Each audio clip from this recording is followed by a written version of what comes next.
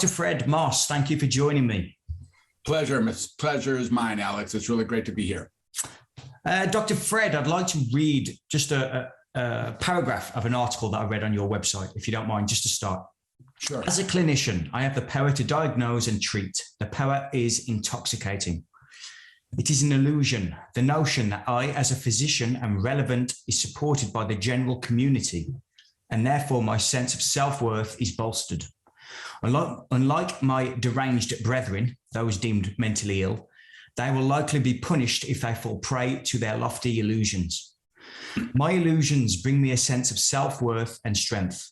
However, their illusions might bring them a syringe full of powerful toxic chemicals, restraint, and a short 3 to 5 day vacation at an institution. That is very refreshing to hear and read in a public domain, Dr. Fred. So thank you for putting that type of work out there. I think it's needed in the world today. You're welcome. Yeah, Global Madness was a great article to write, and it really spoke from my heart and the truth, and even something I've been thinking about today. So yeah, I wrote that a few years ago, but it rings as true as ever today. So thank you for picking that one out. If not more so, perhaps. Yes, exactly. Yeah. I think you won an award for that, didn't you, or something? I did. I won an award. That was the best article a couple of years ago at the Conference for Global Transformation. I'm very proud to say. And you're right. It has fermented, or become even more true day after day and year after year. Yeah. So you're a psychiatrist, is that right? That's right. I was conventionally trained at Northwestern University Medical School, and then did my psychiatric residency in Cincinnati, Ohio, and then, a fellowship afterwards. But that's right. I'm my true role is as a psychiatrist. But as you can see, I don't practice psychiatry like most of my colleagues. Sure. So let's expand on that a little bit. Why are you different? Well, I don't know that I'm different.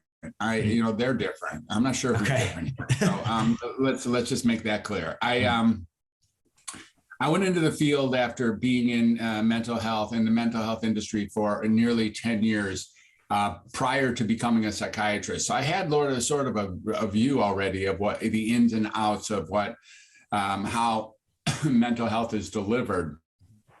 And I was already of the notion, and really had been of that notion from a very young child, that conversation, communication, and specifically human connection are at the heart of all healing of all conditions.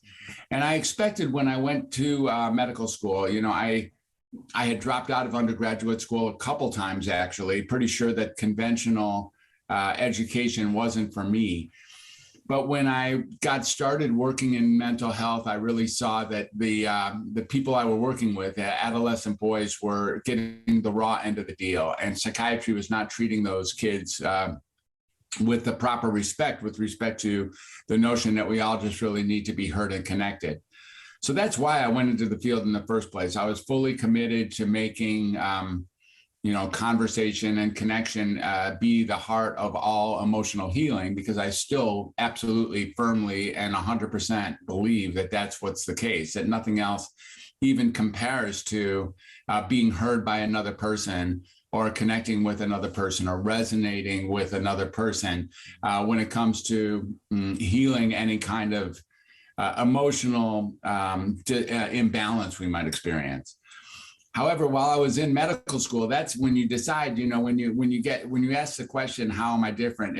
Here's where they got in and went into a different paradigm, because in 1987, Prozac was introduced to the world. And when Prozac was introduced, that started a whole cascade for which a new field, if you will, was created. This field of biological psychiatry, this field that somehow depended on the notion that if there was something uncomfortable in your life, that was your problem.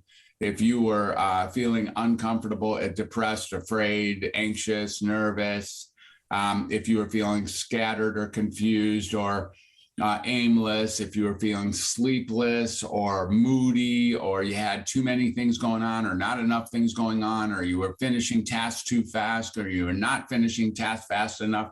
All of those things supposedly were psychiatric conditions, but I never saw them as such. And once they created Prozac, they created a whole biology or a whole notion that there, almost like there's an app for that. There's a pill for that. This idea that we could take on all of our uncomfortable experiences as if they were our fault, like burning, like blaming a log for burning in a fire, if you will.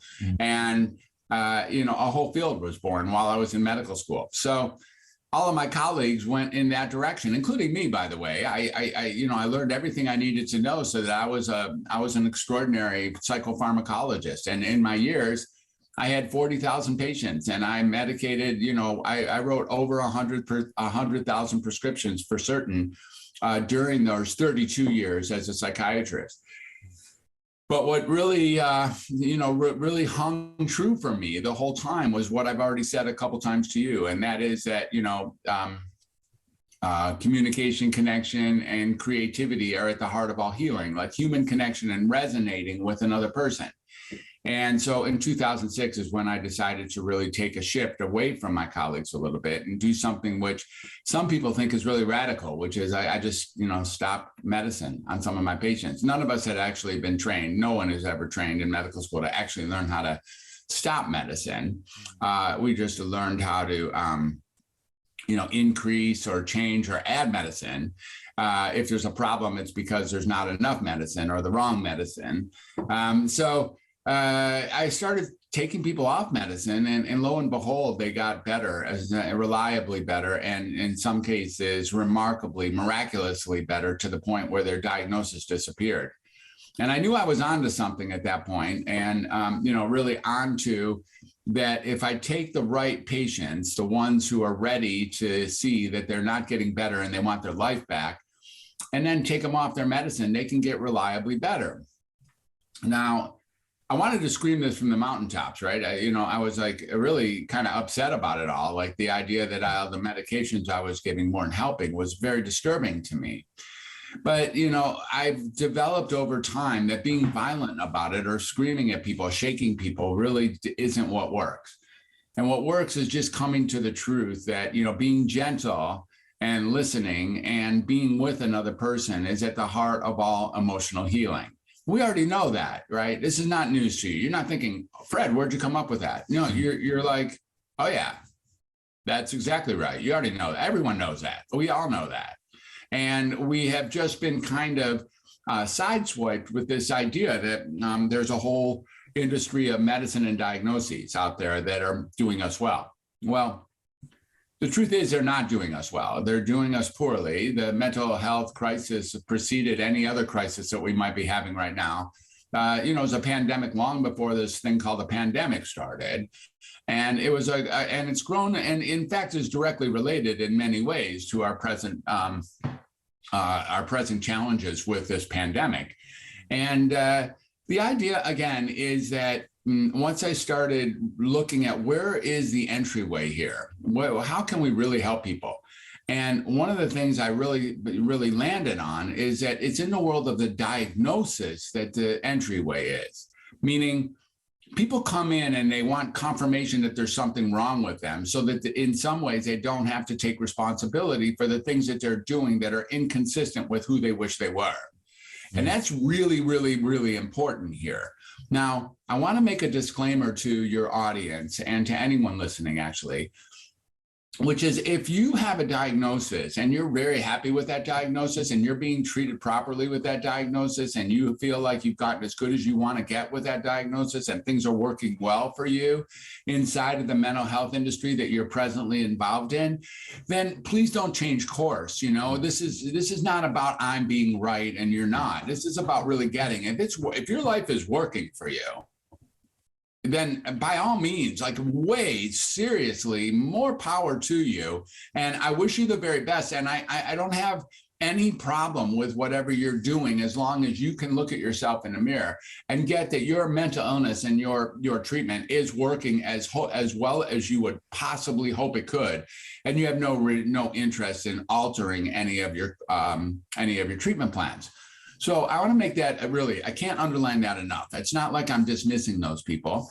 Life is challenging, and if you find a way out of it to the point where you can feel satisfied with how it's going, then you should stick on that course. But for the hundreds of millions of people who don't feel that way, this conversation is really important, which is that you can get your life back. It's possible to get your life back. And one of the things we have to look at is, why did you think there was something wrong with you in the first place just because you were uncomfortable? I don't think anyone ever told us when we were growing up that life wasn't going to be uncomfortable, right, Alex? I'm pretty sure that we've been told the whole time, and we've read everywhere, that there's a significant degree of misery and discomfort inside of this lifetime that we are in. We knew that, right? I mean, we at least, it's not a very big surprise. Now, it's upon us. For many of us, we're really having that discomfort every day, and it feels like it might be our problem. What I would really like to underline here is that it might not be our problem. That being a log that's hot in a fire is a proper way to be a log. Being depressed in a depressing situation is a proper human response. Being anxious about a future that is so unknown and looks either grim or bleak is proper to be anxious or afraid. Being afraid of something that's coming at you that is challenging your whole life or the life of our planet or, your family, it's proper to be afraid. This isn't called mental illness. It's actually called mental wellness. To respond to a world in such a way that you're using the tools that, the Creator gave us, these emotions that we have, these feelings we have, these behaviors. People come to a psychiatrist really wanting confirmation that there's something wrong with them, because after all, we make mistakes all day long. I've already made several mistakes today, and it's only 8 o'clock here in the morning. And the mistakes that we make are hard to take responsibility for. So people come into a psychiatrist's office hoping for confirmation that there's something wrong with them. It's really the only subspecialty I know about that if the doctor says there's nothing wrong with you, you get furious. It's unbelievable, really. People come to my office, they're like, okay, tell me what's wrong with me. I said, well, maybe nothing's wrong with you. And they say, what the hell's wrong with you? How could you think there's nothing wrong with me? Where'd you get your education? How do you, and it's like, and then they just go next door and find a psychiatrist to give them a diagnosis that there is something wrong with them, and they feel like they finally got proper care. It is absurd, right? It's absurd in its own way. And yet, I truly respect this notion. Alex, if you want to take responsibility for all the bullshit I'm about to do today that goes wrong, or if I can give that to somebody else to take responsibility or give it to my condition, like, no, honey, that's not me. That's my ADHD, or that's my bipolar disorder. That's my autistic spectrum disorder. Well, I'm game for that. I don't want, it's hard to take responsibility for being a jerk. And the truth is, I sometimes am a jerk and I make mistakes like us humans do. If we can get with each other and understand that we are all just simply human, that's where Welcome to Humanity comes from, frankly, on the heels of this Global Madness article you just talked about. I think the world ends up starting at a new level playing field. And I know that when I connect with another person through authentic listening, through creativity, through curiosity and wonder, the healing that takes place there is profound. And I don't have much more to say. I learned that when I was like 2. This isn't out of the journals. You know that. I'm not saying anything you don't know. You're not like Alex, Fred, man, that's crazy thinking. No, actually, it's not crazy thinking. That's what makes it so crazy.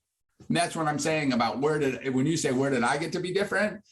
I just stayed the same. Everyone else got different.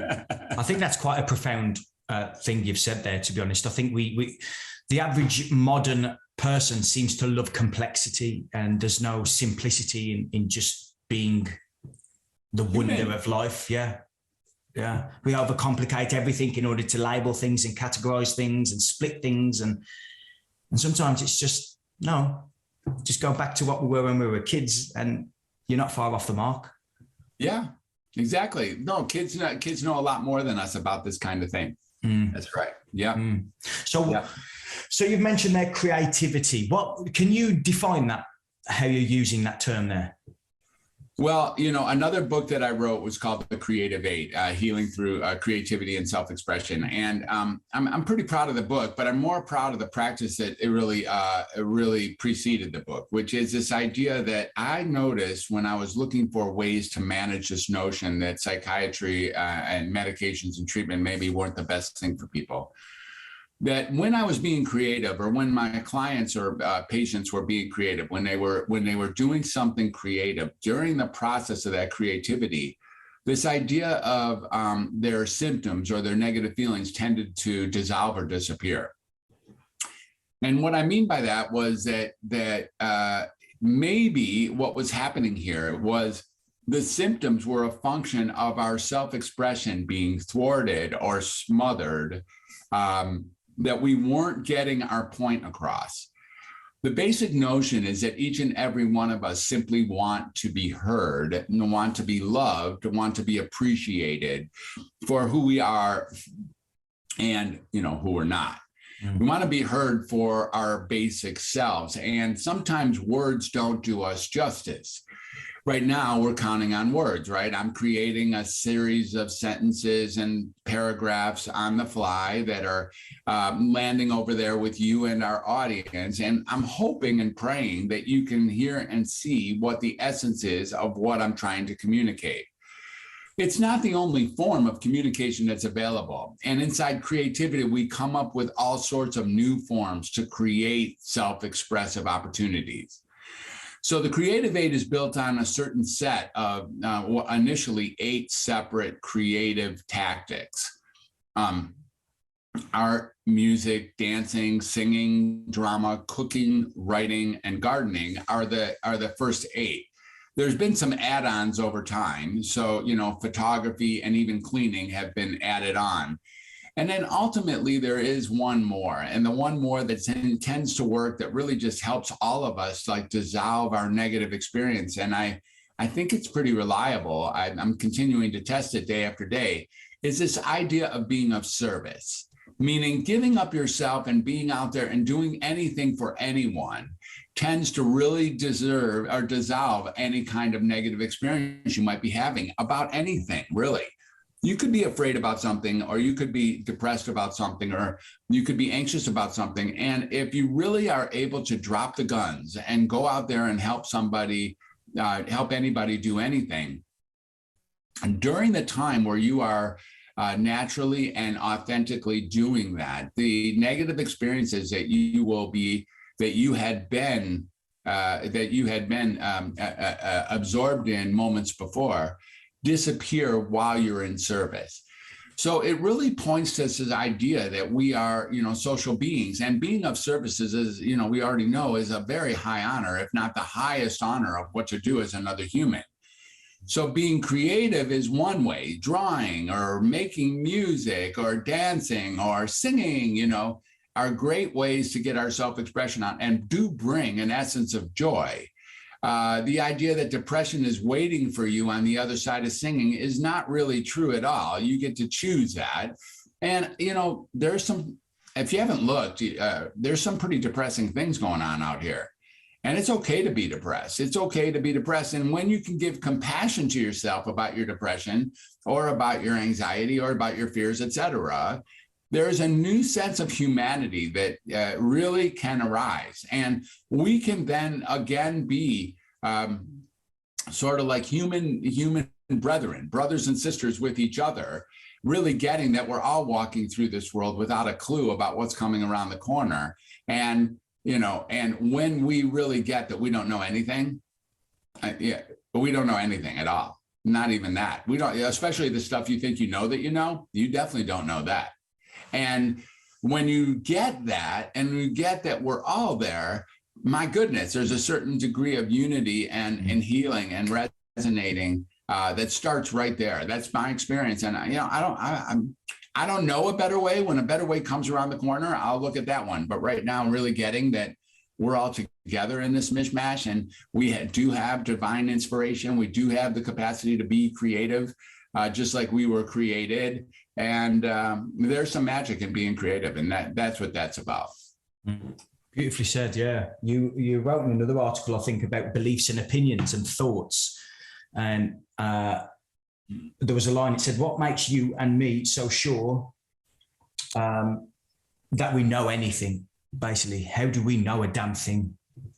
And I've read Jed McKenna. I read his books a few years ago, and he spoke about if you actually go into your belief systems and really break them down, you don't know anything. And that uncertainty, particularly around here, I don't know what it's like over there, but in females, that uncertainty seems very difficult to comprehend. They don't like that not knowing what's going to happen in the next 10 seconds or in the next 2 years or something. And I think that brings a lot of what we consider in the culture as mental health problems. Would you agree? Yeah, I think, I think exactly this. The truth is, here's the truth. You don't know anything. It's not like you don't, it's not like it's really art. You don't know anything. There's nothing to know after all. What you know is based on some notions of other things that you thought you knew. And because you thought you knew that gets built as a foundation. And then you get to know things based on the fact that you thought you knew something that preceded it. When we can get with fun, right? Like with some degree of levity, even that we don't know anything. And we certainly don't know how the world is going to unfold in the next few seconds or minutes or weeks or years at all. No way. Now, again, there is a pattern here of a prevailing conversation amongst the population that has it be that we all can see that, if we don't do anything, it's going to go in a particular certain direction. And in this case, I think we're all starting to collectively see that the direction that it's going to doesn't necessarily look comfortable. It doesn't necessarily look like we're going to be given our, freedom or our sense of sovereignty, is what I think we all are at least on the edge of believing is being threatened. Mm-hmm. I'm not here to tell you that it's not being threatened. I agree. It's deeply being threatened.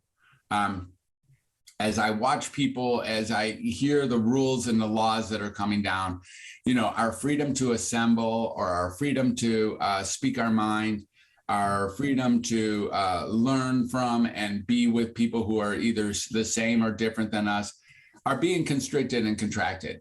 We are not speaking our true voice. Many of us are afraid to speak our true voice, maybe with even good reason, afraid of being kicked off the island or being trolled or hated or censored or canceled. So we have been, smothered into believing that our voices, that it's not worth it, That's really where I see the biggest threat in the world at this point, even bigger than any kind of virus or any kind of, global warming or even sex trafficking or racism or war. The biggest thing that we have to deal with here is the fact that we are collectively giving up our capacity to speak our true self. If we can't speak our true self here, then no one will ever know who we are. And in fact, speaking our true self is the only available answer to take on some of these challenges that the world believes it is facing. If we're unable to stand up and speak that which is important to us, even if it's in disagreement with our friends or with our family or with the people we respect, then frankly, it really does look like that might be curtains. Because look, everything that's ever been created before of any kind of notoriety was created on the heels of a conversation. And at this point, if our conversation is being restricted and constricted, then we're unwilling or unable or uninterested in speaking our voice, then the way things go will be done and we will lose our capacity to speak our true voice, which I don't know. It sort of does look like a grim and bleak agreement that we're making if we agree to give that up, because we have nothing more to say about how life goes if we can't even speak what it is that we either know, think, feel about how things are going now.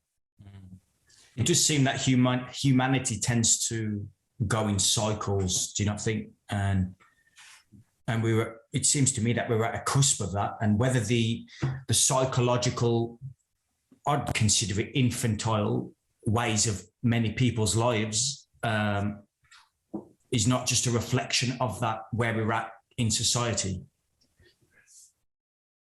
Let me try to zero in a little bit on what you're saying here. Can you assist me with where you're leaving this? So let's consider mass psychosis, or like the collective mind, and everybody's thinking the same thing and speaking the same thing. It's very grey. There's no creativity, like we mentioned. There's no colour. There's no wonder. There's no beauty coming out of the person. That's where I was going. This notion of mass psychosis, it's an amusing notion. And here's why. I get it. And I think that there's, if there is such thing as mass psychosis, this is what it looks like. I get that too. What's interesting about whether or not there's such thing as mass psychosis goes a little bit to what we just said earlier, which is, do we know anything? So, the definition of psychosis is that it's an altered sense of reality from what is, thought to be true, right? Like psychosis is a different view of what reality looks like than what we hold to be true otherwise. Well, maybe we've been in mass psychosis from the whole time is kind of what I'm saying. What were we believing when we thought we were believing that what we believed was true? It is a really important question. So now we're at a space where there is a what we'll call it, like a polarity, a divergence between different camps or different ways of thinking, all of which are totally absurd, by the way, including whatever I'm thinking about anything. It's all just completely absurd and ludicrous. And we have, battling factions now, right? If you're like most people, you've probably lost some important friends in the last couple of years. People who used to be allies, or who used to think or be or dance the same music as you. You probably don't even reach out and talk to them, even though desperately it would be so important to, in these trying times, to reach out to every single resource that you had and try to, consolidate a plan of action. But instead, we are disintegrating some. We're afraid to bring our truth up to our friends if they disagree, whether it's about this or about that or about this or about that. And it leaves us stifled. And this sociological challenge that we're having on this planet at this point it's pretty remarkable, right? I mean, it's pretty remarkable, and it brings forth all sorts of survival tactics that you have developed over time. How much are you willing to diverge away from what your friends and family believe if you believe something different? How much inquiry can you have? How much wonder can you have? How much curiosity can you have?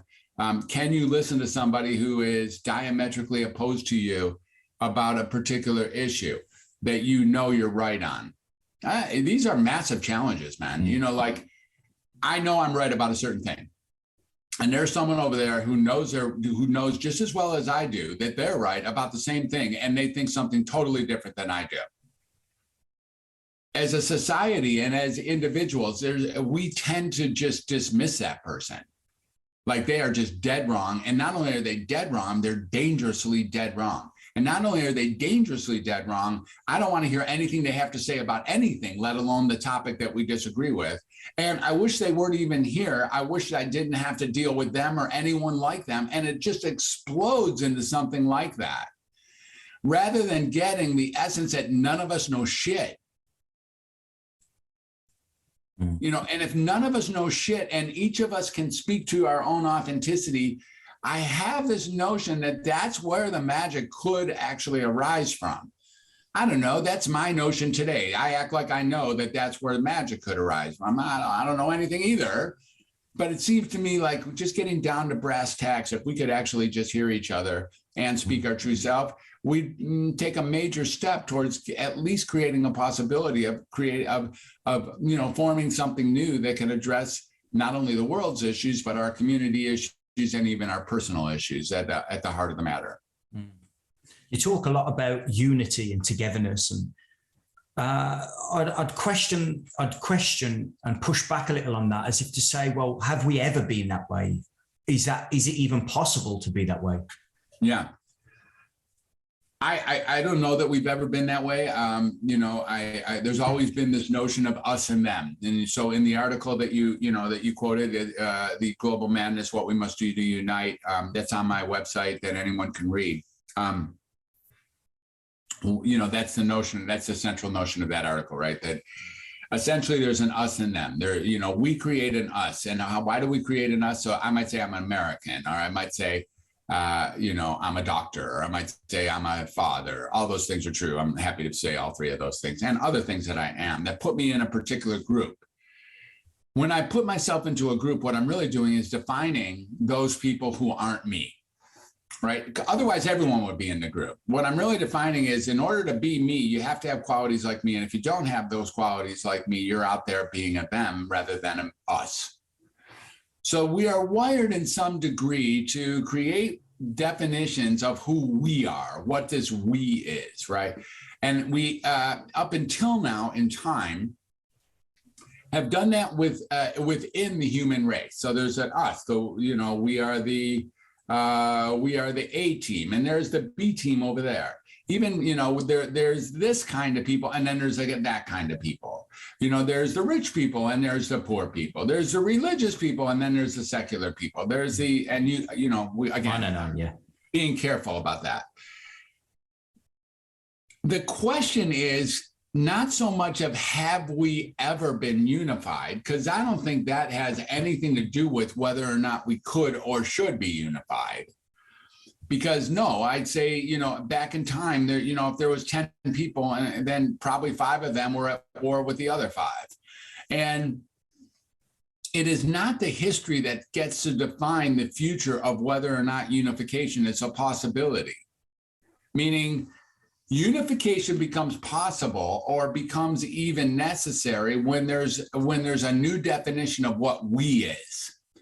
And so if the new definition of what we is becomes the human race, and we look at the approximately 8 billion of us that are presently walking on the face of the earth, then we could get that the only way to become, let's just assume that we and they, this concept of us and them, is hardwired into our thinking for our own identity purposes.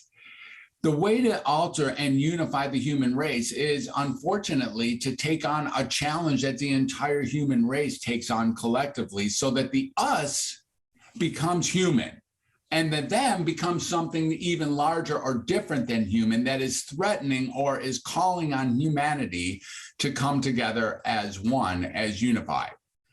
By having read the article, I speak of what that other might be. I use a phraseology that a threat from another planet could be what did that, because clearly climate change and some of our present, pedestrian issues aren't enough to put us together. Frankly, they're fracturing us. But what if we learned that we only had a certain amount of time on Earth left if we didn't unify, for instance, that the whole planet, including the people I agree with and disagree with, were going to be annihilated if I continued to, act like there was an us and them, that I needed to dismiss a half of the planet because they thought some certain thing.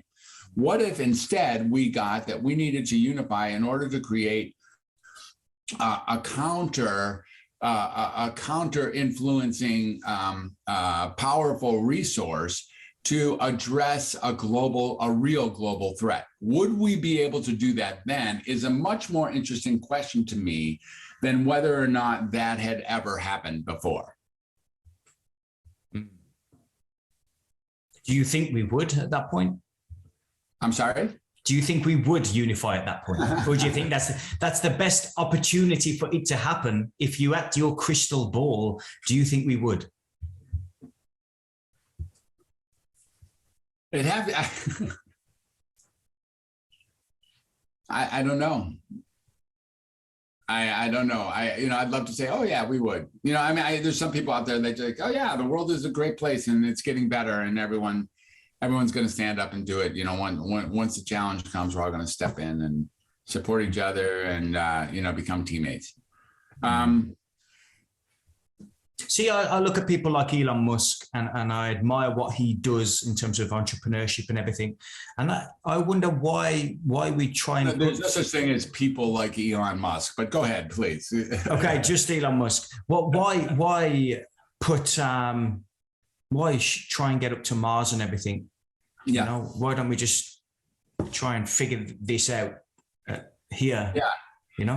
I don't study Elon. He is a fascinating creature, for sure. And I think he has this same idea that we're talking about, at least that he's dealing with the same idea. Like, how and where is this going to land? Are we going to take, 10,000 people at a time to Mars and have it be there? It's a wild fantasy that somewhere along the line we might have to create a parallel universe for those of us who are interested in being cooperative with each other. It's a wild thought, right? That we're just going to have to let this society burn and let it just fade, let it just explode, and hopefully, in the meantime, have created a side society, of new parallel society, for which some degree of new qualities of what it means to be a human, or what it means to be a community, what it means to be a cooperative group of people listening and speaking to each other, are truths, creating from anew.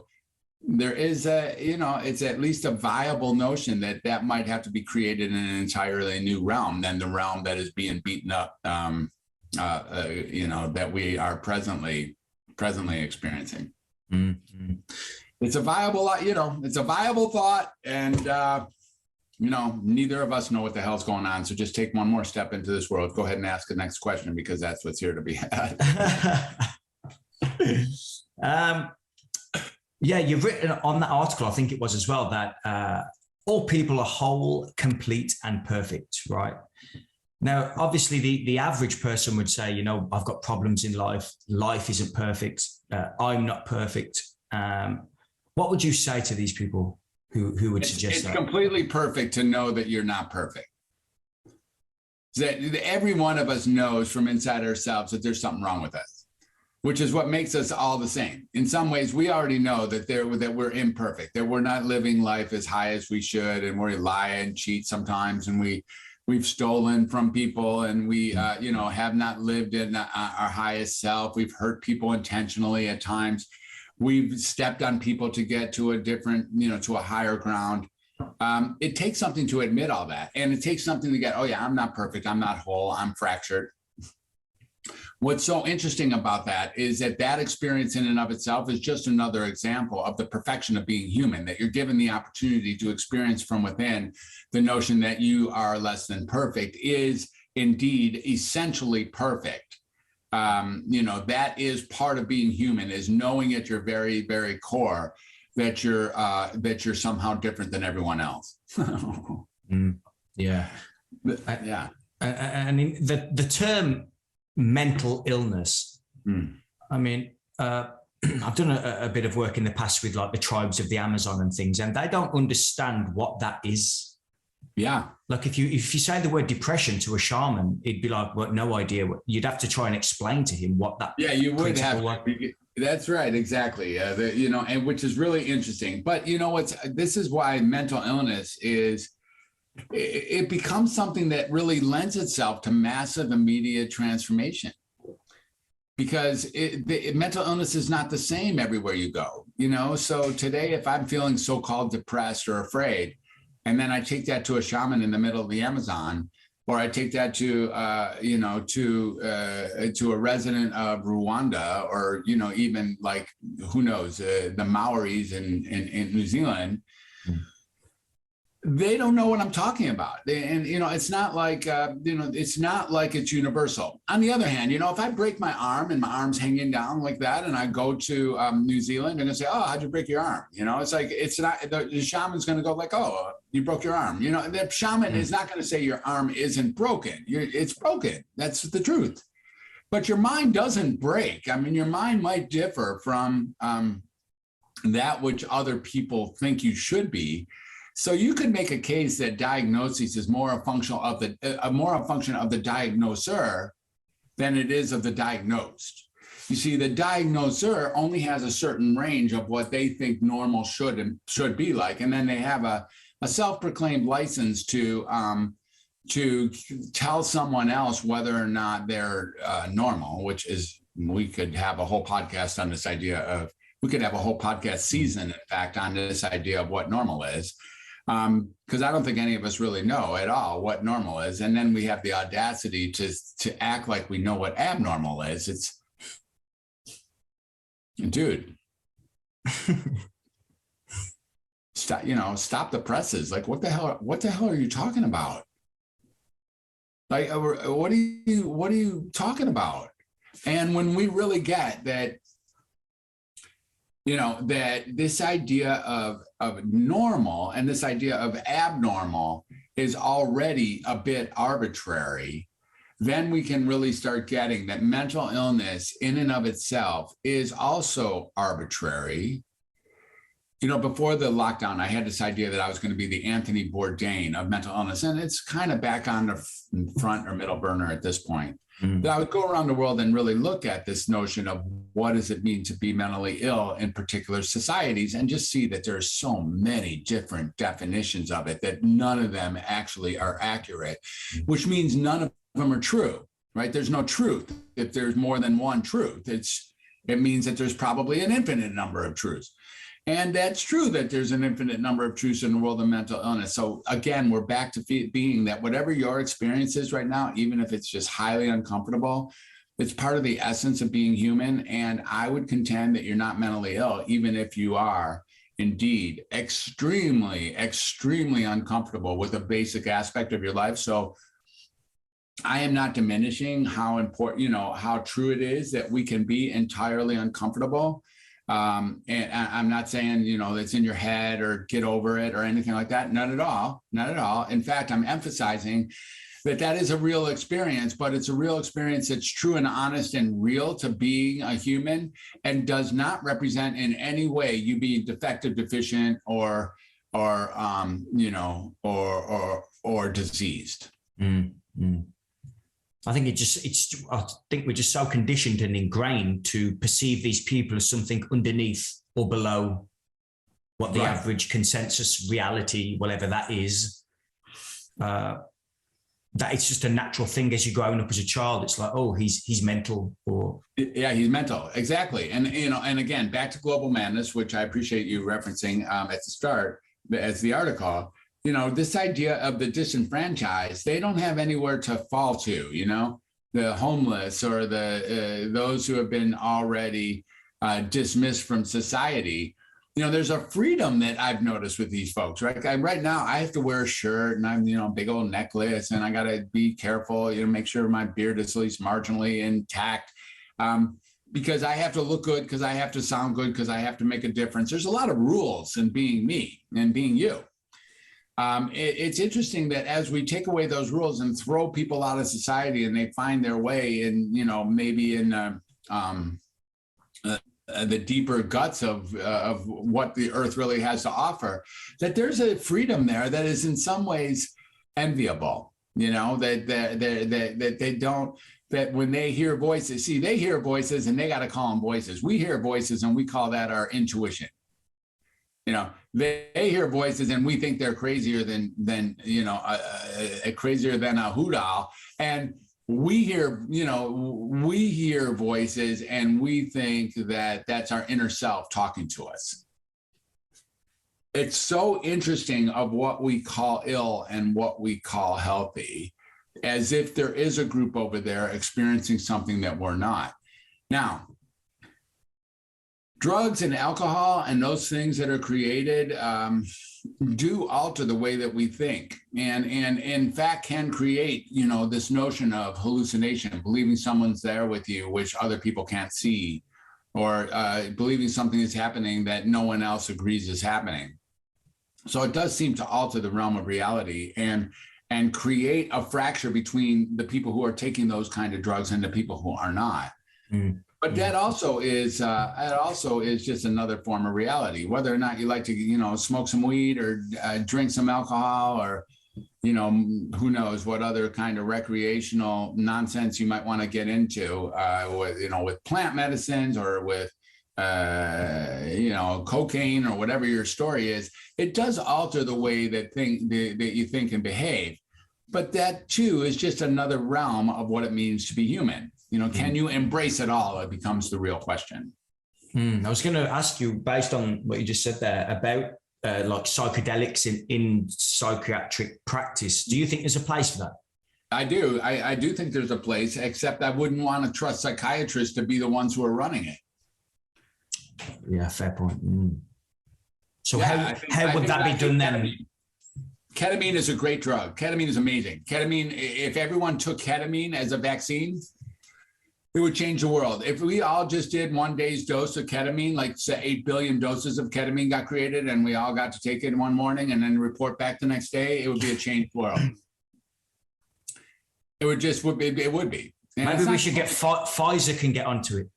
Pfizer is onto it, actually. Ketamine is already created by Pfizer. And so, but psychiatrists are running it. And so this idea is that, psilocybin or any of the well-chosen plant medicines that are out there, ayahuasca or San Pedro or whatever wherever you're going with that, there is a place in mental health for that. I just don't trust that allopathic psychiatrists are able to really capture the essence of that and bring it forth in their integration with people who are going to have their reality realms fundamentally altered. I just don't trust my own people to respect the mysticism and the notion of an altered frame of reality being one that's worth respecting properly. I'm not sure that psychiatry should be at the helm of delivering those kind of drugs. Do you think that that's possibly because we've lost a sense of what's sacred?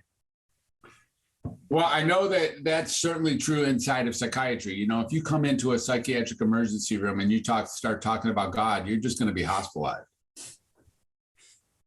If you're like, oh yeah, I got this because God's got my back, and people just call you hyper-religious and jam you full of drugs. This idea of regular allopathic medicine expecting, maybe I'm exaggerating a little bit there, right? But not very much, not very much.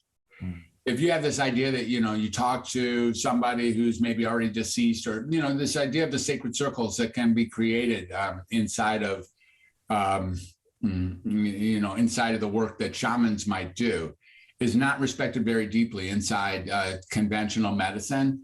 And because of that, if you show up like that, you're going to be considered on the outsider realm and likely be treated as if you're mentally ill, which is highly unfortunate. Yeah, completely agree. Fred, we're nearly out of time, buddy. Do you want to let people know your website and your books and etc.? Yeah, thank you. Yeah, it was a great conversation, and you're right. I wish we could continue. You've tapped some good sources for me. If your listening audience is interested in talking to me a little further, I can offer a free discovery session with your listening audience by them going to welcometohumanity.net, which is my present website. That's in construction and it doesn't necessarily reflect where I am today, but in many ways it's close enough. And we all have to change, and I haven't gotten around to putting that at a super speed. So welcometohumanity.net is my website. My books, I really want to offer your audience my newest book, which is called Find Your True Voice. So you can get that by going to findyourtruevoicebook.com. And I actually will send you a copy of the actual book and even include shipping if you're in the United States. And if you're over there in London, I might even do that as well. And so that's findyourtruevoicebook.com. And then if you want to just email me so that we can, really talk about ways that I'm developing to address making sure your true voice gets out in the world and making sure that you don't enter a mental health system that's going to make you sicker than you are now, then the way to do that is to email me at Dr. Fred, that's Dr. Fred at welcometohumanity.net. And I'll be glad to answer you and set up an appointment or a conversation for you or a loved one or someone you're caring for. There is an opportunity to see that the conventional mental health system is not your only choice. Again, for those of you who are in this system and very happy with the way it's working for you, fantastic, and congratulations, and don't change a thing. This is really aimed, at the hundreds of millions of people who don't meet that criteria. Yes, thank you, Dr. Fred Moss, for that conversation. It's very energizing and refreshing. I appreciate it very much. My pleasure. Thanks for having me on. And I look forward to talking to you again. I have something here in a few minutes, but I'd be glad to touch base with you later today or along the lines. I really appreciate what you're up to. Thank you. Thanks, Fred. Cheers. Bye-bye. Bye.